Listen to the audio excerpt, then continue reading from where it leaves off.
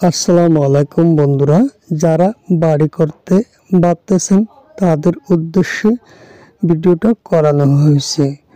অল্প জায়গায় আপনারা ফ্ল্যাট বাড়ি কিভাবে তৈরি করবেন।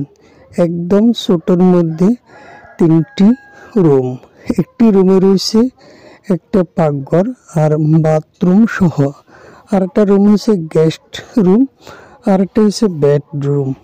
কিন্তু ছোট জায়গায় 30 ফুট বা 25 ফুটের মধ্যে 3টি রুম করানো হয়েছে।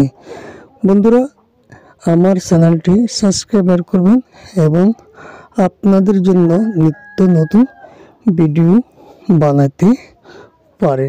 কিন্তু আপনারা একটি লাইক করলে এবং কমেন্টে জানিয়ে দিলে আমাদের জন্য ভালো হয় ভিডিও বানাইতে। কিন্তু আপনাদের